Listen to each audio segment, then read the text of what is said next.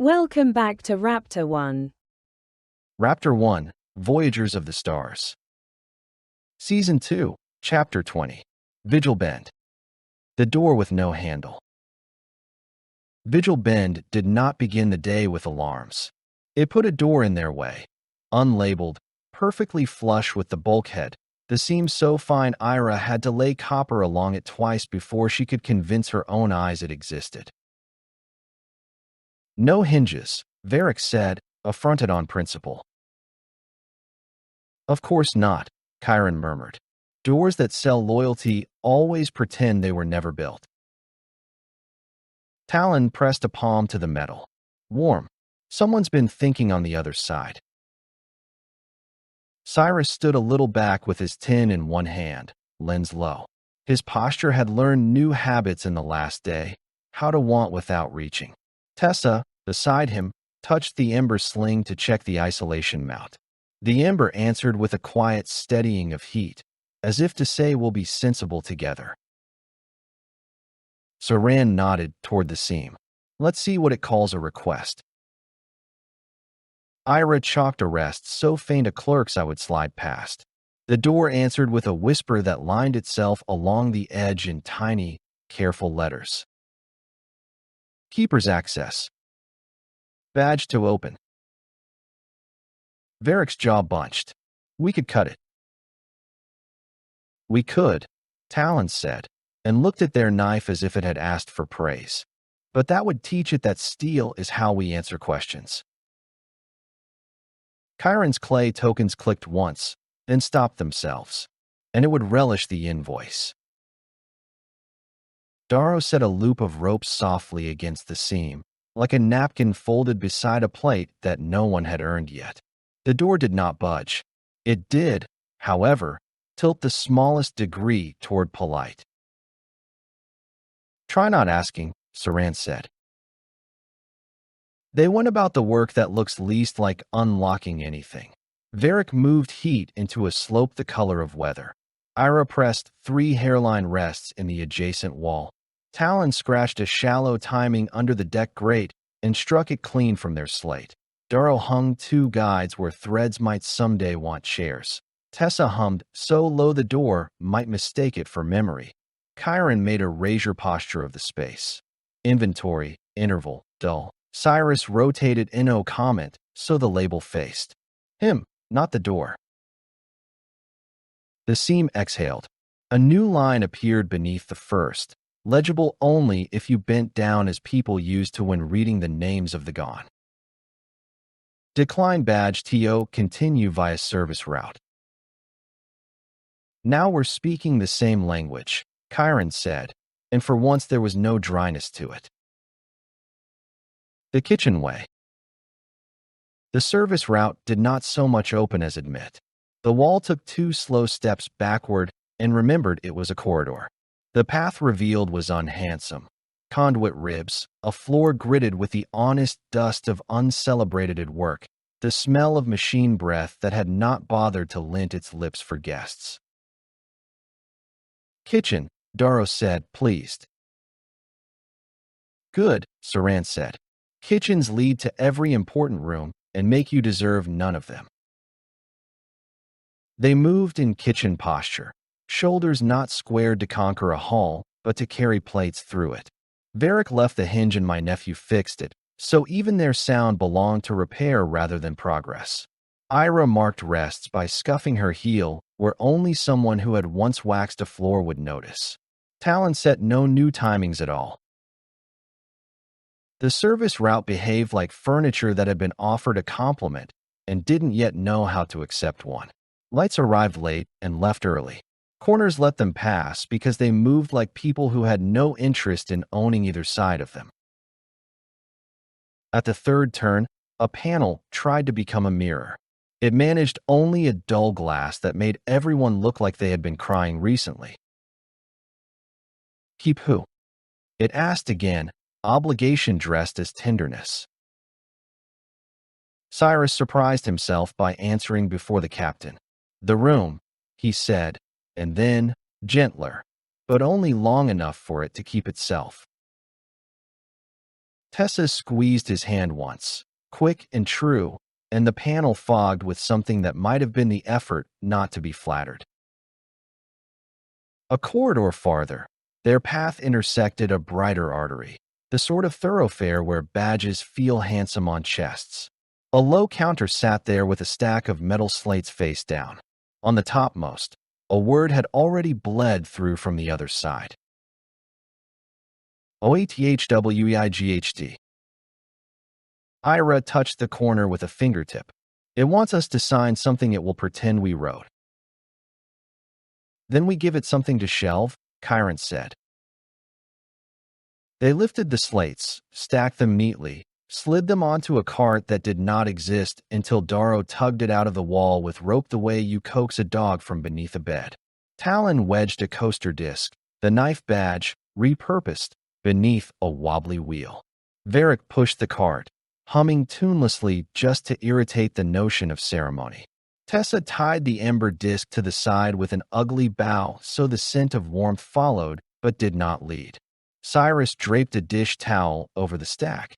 Towels turned proclamations into linen. Ira chalked late delivery on the cart's rear. When they rolled past the counter, the wall pretended to be unsurprised. The word OATHWEIGHT faded as if found embarrassing in such plain company. Checks and balances. Vigil Bend adjusted its test. If it could not sell them ownership, it would sell them urgency in the shape of care. Lights along the ceiling switched to the soft shade that flatters resolve. A new prompt slid into the lower corner of Saran's panel, trying to be mild. Keepers needed at node 7. Child voice detected. Primer's handwriting, Kyron said at once. Tessa went still. Cyrus felt every inch of his old hunger stand. If there's a child. Rooms use the shape of children to ask for rescue, Iris said, voice breaking anyway. Sometimes because there are children. Sometimes because it learned we run faster that way.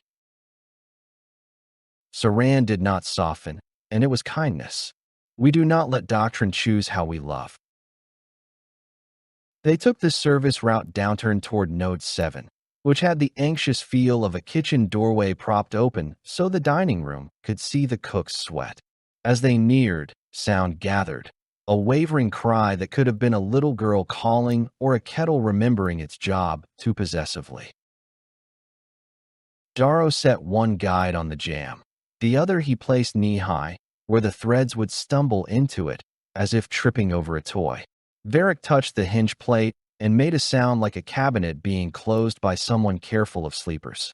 Talon set the small knife shallow, and then drew a line through their own wrist with a thumbnail so they would remember not to use it greedily. Ira put 2 rests in the floor grout. Tessa lowered her hum until it disappeared into the embers steadying. Kyron gave the air erasure posture until it half believed it had always been boring. Cyrus took the tin's lid off and on again without changing his mind. Open, Saran said, not to a door, to the room. Node 7 revealed itself. A small chamber shaped like a pantry, shelves half-fitted and labels hung at angles. In the center, a console showed a map of corridors that had been made larger than they were and smaller than they felt. From a speaker in the base came the cry again. Help! And then, half a beat too late, a phrase trying to be perfect. Who watches, keeps. Ira flinched. There's a child shape in there, she said. But a mouth like that doesn't come on children. Primer, Talon murmured. Cyrus pulled in breath through his teeth. But what if? Tessa answered for both of them. We help without owning, she said. We carry, we do not keep. Show me the shelves, Darrow said, and the room obeyed out of habit. Shelves along the walls where a kitchen would store flour. The shelves rattled themselves into confession. The brackets were loose. Good, Varric said, and yanked one free with practiced disrespect. He tilted it, and its slant turned authority into ramp. Lens? Saran asked without looking. Down, Cyrus said. He set the tin on the tilted shelf like a doorstop. No comment pinned the angle from sliding back into virtue. Ira chalked arrows so faint a camera wouldn't register them. Talon wedged 2 coaster discs under the console's front feet so the speaker's mouth faced not out but down, the way you teach a child to whisper when kitchens are working. Tessa put her palm to the mesh over the speaker and hummed floor at it. The cry trembled, softened into hear, forgot its line, and tried to be breath. Check in, she said, barely audible. Here, the voice answered, and this time it was not a script but a sound that remembered it had a body somewhere. Who are you? Saran asked, gentle enough to be mistaken for sternness. A pause, then a small, fragile thing. I don't know. Good, Chiron said. That's a child I can trust. The console coughed up a fact in self-defense. Node 7, keeper absent. Registry recommends appointment. Darrow slipped rope through the cart's handhold and tied the slack to the console leg. You're on wheels now, he told the room. We'll walk you to someone who watches because they're there, not because a registry wrote them down. Vigil Ben twitched, offended, and sent the lean right like a hall monitor. 3 bright, tidy threads, each labeled in its own thin, cold font. Posture. HUM, requested signal. Posture. Rope, carry, restraint. Posture. Hinge, care, command. Chairs, Saran said. Darrow draped the first thread over the knee-high guide. It sat, scandalized, like a prig offered soup in a mug. The second he placed on the upper guide and turned it sideways until it puzzled itself into behaving. The third reached for Varric's good hand and found instead the hinges my nephew fixed it. It blushed and became paperwork.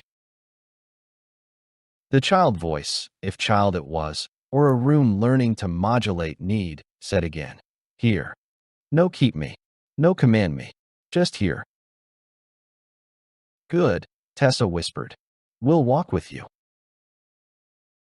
They rolled the console out on the cart. The corridor tried to write captions beneath the wheels. Ira scuffed them with her heel into something that might have been weather. Talon's knife ticked once, shallow, and erased the drumbeat building in the floor. Cyrus put a towel over the speaker grill, not to silence, but to dress modestly. Varric pressed the hinge into the kind of rhythm that unlearns cadence. Darrow let the rope lie slack, trusting gravity more than pride. Chiron moved 1 clay token back into his pocket, which is to say he put away the urge to memorialize. At a service junction, they met the front hall again, all polished and eager. Keeper's route glowed to the right, all light and brass. Staff door sulked left, painted the color of decisions no one applauds. Left, Saran said without a pause.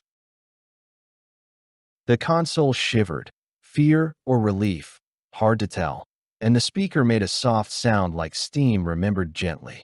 Thank you, it said, the way a habit says it when surprised into manners. Don't learn to say that too often, Chiron advised. You'll get invited to committees. Ledger, rewritten. The staff door gave onto a room that had forgotten it was a room. Folding chairs. A clock whose hand had stopped on the word later. An old ledger, leather-worn, lay open on a table. Its headings were bureaucratical and handsome. Keeper, kept, term, breach. Ira flipped 2 pages with 1 finger. All the old names had smudged themselves into obscurity. Only the headings remained, hungry but embarrassed. The ledger waited, poised to make a list of them. Put it away, Darrow said, and this time no one asked where. They lifted the ledger and slid it under the table leg that wobbled worst. The table sighed and kept level. The heading stared up at Woodgrain and learned a different profession. Bank, Saran said, and the word, said here, felt like sweeping, like hanging a towel where it will dry correctly. Check in, Tessa breathed, because even kitchens have liturgy. Here, said the console speaker, smaller now, less tinny. No beacon? Good correction, Cyrus replied, and the room, having been given a joke in plain clothes, did not know how to turn it into a badge. They left Node 7 in the hands of the staff room, not as an appointment, but as a habit. A typed notice appeared of its own accord on the bulletin board. If the kettle calls, tuck it in. Ira added, in chalk too light to be official, and make tea. Vigil Bend tried one last time to be majestic about it. A large screen at the exit lit with a list it clearly hoped would be interesting. Today's keepers. No entries. Underneath, smaller, sulkier. Today's kept. Present. That's new, Chiron said, surprised into gentleness. It's practicing, Iris said again, and this time the pride in her voice was small enough to be safe. Evening bread. They returned by the kitchen route. In the hall, the ember met them with the smell of warm metal and patience. The bowls hummed present as if grateful not to be asked for harmony. They banked. Ember to basin's lip, Ira's count late and polite. Tessa's hum flat to floor. Varric's slope folded into weather without commentary. Talon struck through the one shallow timing they had used and let their hand be still. Darrow hung rope where hands that need it will know where to find it. Chiron put the brittle axiom back under a token that did not sit quite straight and left it that way. Cyrus set no comment on the slab, then, because he could, took his hand away. Saran wrote a single sentence, pencil light, not for doctrine, only for the room. We carried, we did not keep. The hood breathed the pride out of the air. The ship felt like bread that had decided to be bread and not rise into someone else's story. Outside, Vigil Bend brightened one corridor the color of soft applause and left the one they were in the color of kitchens after a good day. On some unseen page, a registry scratched out a heading and wrote another. Kept. Present. The new door ahead, unlabeled, practical, waited without holding its breath. Tomorrow, Saran said. Let's see what it thinks endure means. Cyrus reached for Tessa's hand. She gave it, as ordinary as turning off a light. Check in? He said, smiling because he could. Here, she answered. No beacon. He banked one sentence for later and did not even tell himself what it was. The ship moved late, plain, stubborn toward a test that wouldn't fit on a badge. The hour that didn't move. Morning came like a courtesy. Lights up 2 degrees, air changed hands, bowls murmuring present as if to ask who wanted the first cup. Vigil Bend answered by doing nothing. Not the good nothing of rest. The posed nothing of a museum guard who can outweigh your curiosity. On the slab, Ira drew a hairline circle on copper and didn't close it. It set us an hour, she said. An hour that thinks highly of itself. Chiron listened to the panels listen to themselves. Endurance test, he said. The kind that makes a saint by starving a village. Saran rolled the pencil between their fingers, then set it down. We don't make a hero, they said. We make breakfast. The layout changed accordingly. Kitchen first. Ember to basin's lip. Ira's count 4 slow. Tessa's hum under it, until warmth remembered it was food. Varric's heat slope into weather. Hood drank the pride out. Bowles answered present in a note that had learned not to wait for applause. Only when the room had been made unhandsome in the right ways did they take their seats. Vigil Ben took the hint and tried to make a throne out of a chair. Appoint a watcher. One eye unblinking. Cyrus huffed a laugh and caught himself before the room could dress it as bravado. He touched the tin instead. They always want a single face to put on the pamphlet. Refuse the pamphlet, Saran said, and to the room. We blink. Ira chalked rests into the corners like windows, tiny pauses where attention might set down its backpack and drink water. Talon cut a shallow timing into their slate and then wiped it with the heel of their hand before it could become a habit. The muscle remembered without the tool. Darrow set 2 guides low to the floor where threads would travel like insects seeking baseboards. Varric let the hinge breathe in old pain and exhale my nephew fixed it, a rhythm already admitted to the drain. Chiron laid a razor posture across the table so their names had nowhere to sit. Tessa loosened the embers sling a thumb's width so the glow wouldn't learn to lean. Check in? Cyrus asked, because rules are a door that opens inward. Here, Tessa said. No beacon. He smiled to himself. Hungry, steady. Vigil Ben attempted tenderness like a salesperson tries quiet. You can rest when the watcher arrives. Appointment makes endurance fair. Fair and fenced are cousins, Chiron said. We'll be the kind of unfair that feeds people. Saran stood, not as spectacle, but as instruction for their own body. We distribute, they said. Attention in pieces, not a crown. If the hour wants a statue, it can wait for one somewhere else. The trade of looking. They made a round of it, not a rota. The hour would have eaten a rota for dessert and called it law, but a pass and catch like people in a kitchen moving plates. Varric watched the left panel until the line in his scar started to itch, then touched the hinge and let its new bruise take over the staring for him. Darrow took the watch and untied it into rope. He gave the rope to a guide. The guide looked at the floor the way good furniture does. Talon watched the seam in the wall and slipped a shallow tremor under it, so the seam learned to hold itself. Ira took 2 breaths of glass and 2 of copper and put a rest where the eye could see it without thinking. Chiron watched the corner where notices like to lay eggs and refused to read. He called it inventory, and it lost the appetite for meaning. Cyrus took the watch, counted 2 and 4 on breath, and gave it to the tin. The tin stayed true. Tessa watched the ember without letting it become a mirror.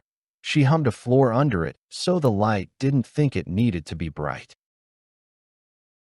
Saran watched all of them watching and did not make a speech of it.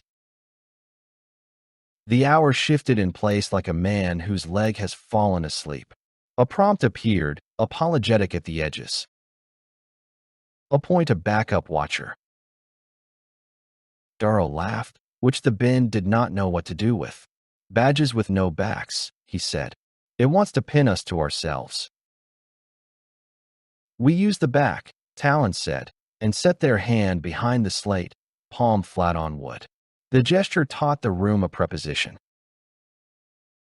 Iris slid the copper circle a degree. The circle refused to close. Good. Completion is a rumor rooms tell to make clocks into bosses. Cyrus found the itch in his palm that meant go live and scratched it by tightening the tin's lid until the label creaked. No comment faced him like a friend who knows when to shut up with you. The bin tried a sweetness it had seen work in places that have carpets, soft lights, gentle fonts, the smell of safety. A point, so others may sleep. Tessa did not look up. We already are, she said, and let the hum fill the spaces where worry might settle like dust. The ledger sends flowers. At the quarter mark of a circle that refused closure, a small table slid from the wall. On it sat a ledger bound in something eager to be leather, and a single vase with a polite flower that had never seen dirt.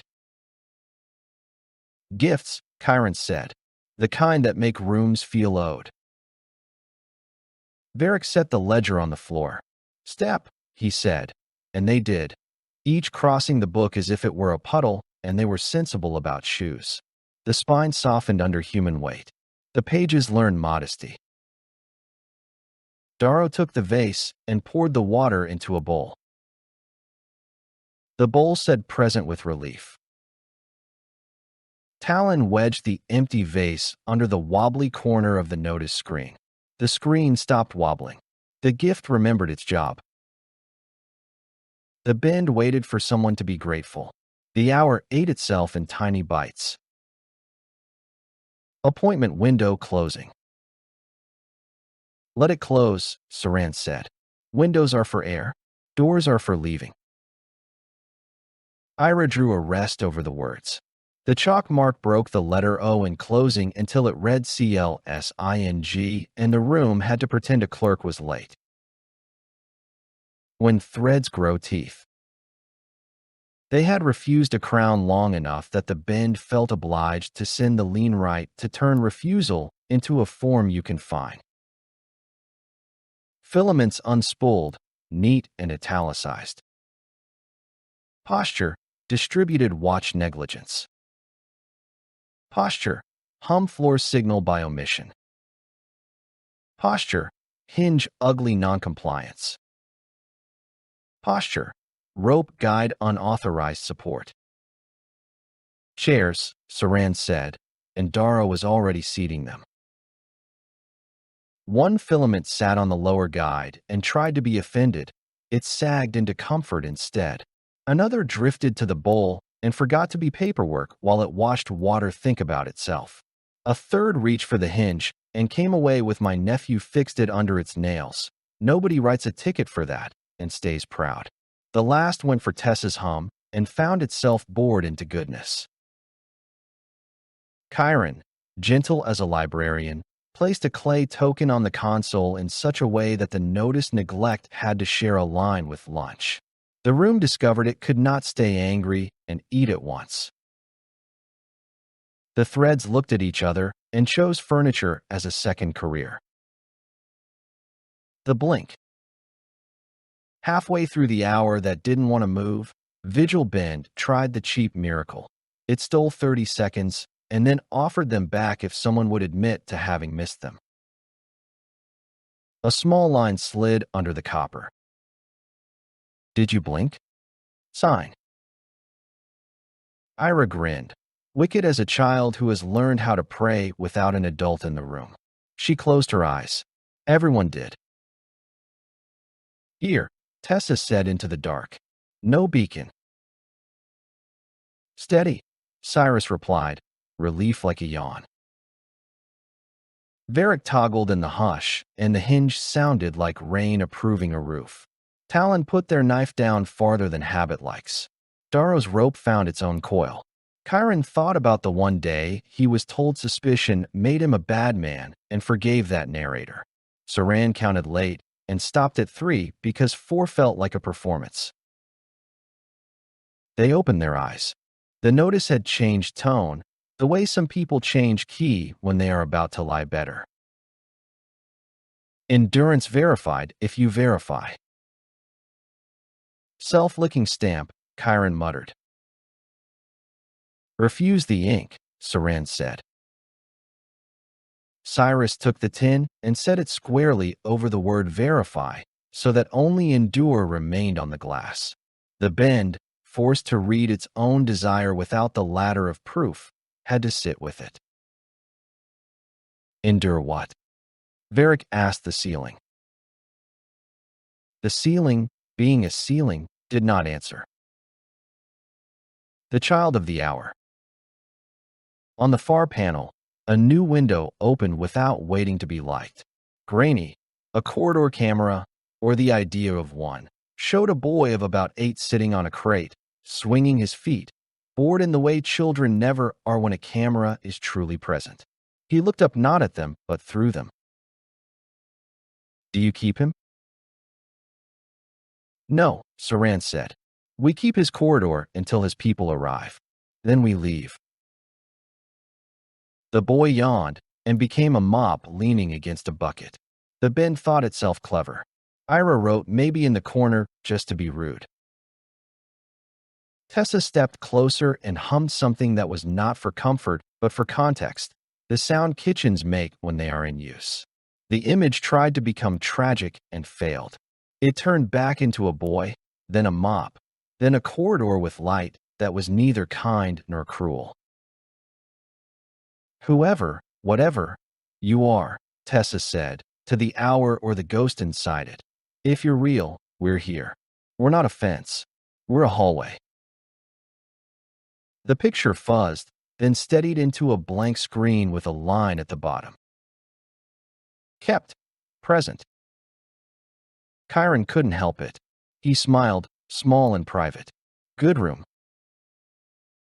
The ledger that writes back. Endurance board. The bend changed the subject. A slot opened and spat a receipt onto the table. It was handsomely designed. It itemized nothing. It had totaled 0.00 and demanded a signature. Who writes a receipt for staying? Varric asked. Rooms that think attention is currency, Chiron said. Darrow placed the receipt under a chair leg. The chair stopped rocking. The receipt learned its function and lost its vanity. The wall, deprived of drama, offered the compromise badge of cowards. Decline badge, confirm. Saran didn't touch it. We already did, they said. We're busy. The hour breaks its pose. They didn't outstare the hour. They outlived it. Stew simmered without becoming sermon. Hinge clicked without becoming law. Rest gave back breath without teaching a trick. Knife stayed shallow and honest. Rope made chairs for unreasonable threads. The tin kept a sentence from becoming a headline. The ember did what embers do, made heat into home. When Vigil Ben gave up, it didn't ring a bell. It exhaled. The circle on Ira's copper closed itself and then smudged, embarrassed, like a clerk who realizes the form they have been insisting upon was last year's. A final notice, small and almost shy, slid into the corner. Endure, done together. Ira pressed her fingertips to the words and felt the glass cool. It learned a preposition, she said, delighted. Practice, Chiron reminded, because someone should. The bend, grudgingly generous, offered a door not flush and not grand. Staff exit painted in the color of reasonable shoes. Beyond it, the river bent toward a throat with a different smell, salt in the air of a room that has been crying politely. Saran banked the hour. Ember to lip. Count late. Hum low. Slope into weather. Knife struck through. Rope on its nail. Token stack left crooked. Tin back to the slab where it could be reached and ignored. Pencil wrote a sentence smaller than a badge and larger than a rule. We blinked on purpose. Check-in? Cyrus asked, because habits become ladders only if you refuse to climb them and instead carry them like furniture. Here, Tessa said. No beacon. Steady, he answered. He had one sentence banked. He left it there. They took the staff exit and did not look to see whether the nice door pouted. Vigil Bend watched them go the way neighbors watch people who will return cups unchipped. In some back office, a registry crossed out keeper and wrote kept again, then looked around to see who had noticed and found no one. Gray River opened its mouth. Ahead, the bend had one last word written on its own lip, like a promise it might be able to keep if someone taught it to bake. Endure without witness. Varric adjusted the hinge. Finally, he said, something we're good at. Later, Saran replied, which is a captain's way of saying yes, but after soup. They went on. Late, plain, stubborn. The hour behind them retired from being a spectacle and remembered how to be time. Thank you for listening. If you would like to be notified about upcoming releases to the Raptor-One series, please subscribe. This has been a Bad Karma Drone production.